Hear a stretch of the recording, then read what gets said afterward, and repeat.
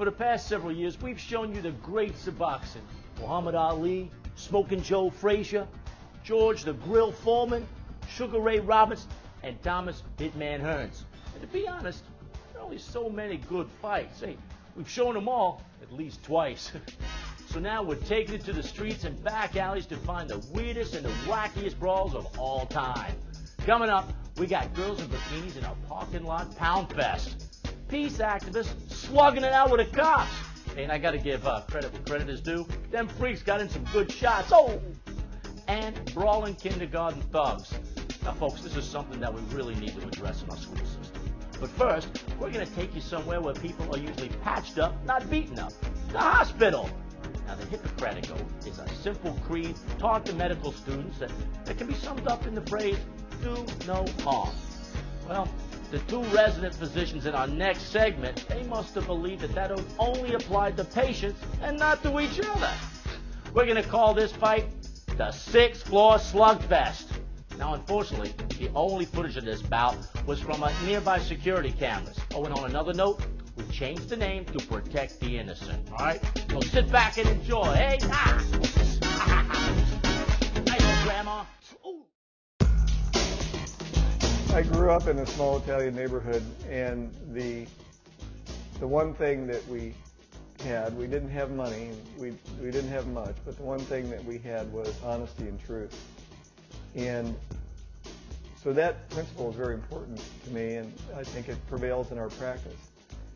The fellow that I was involved in a little altercation with had accused myself and another resident of lying regarding writing some progress notes in the chart, which was not true.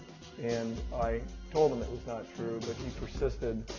And so in the nurse's station, I hooked him, and he went down, and I jumped on him and was hitting him, and the other residents pulled us off, and that was it. Okay, Ricky, you're going to be asleep here in just a few minutes. Take a couple big deep breaths in and out. So I was just started my residency in Cincinnati, and it was a number of years ago, but I remember it was like yesterday. I was coming out of the room on the 6th floor in the patient care area, and to see these two guys start fighting. So they start yelling at each other, and it's getting really ugly, and I'm thinking, hey, we're going to need security here pretty quick. And I look over past the nurse's station, and bam, I see this guy deck the other guy. It's amazing. So I'm standing there, and this chief resident starts accusing his junior resident of altering his charts after the fact. Well, this junior resident was so offended, you might as well have just punched him in the lemon. Yeah, to the iced tea, sure, thanks. Well, actually, I'm more of a lover than a fighter, but I would have punched the guy too. So I was visiting a friend in the hospital, and I was walking by the nurse's station, and then I saw all of a sudden these two guys in lab coats going at it. I think it's really more of a legendary fight. Most students don't hear about it until their third year. That's when I heard about it. I think it's really more of a cautionary tale that you just don't want to mess with Pete. So I was thinking med school and residency were going to be really dull, but then I saw these two guys brawling, and it really put medicine in a whole different light. Long story short, this is really why I wanted to be a doctor. So basically it's like a one-punch fight. Mike Tyson, George Foreman, sort of boom, legendary. The guy goes down one punch.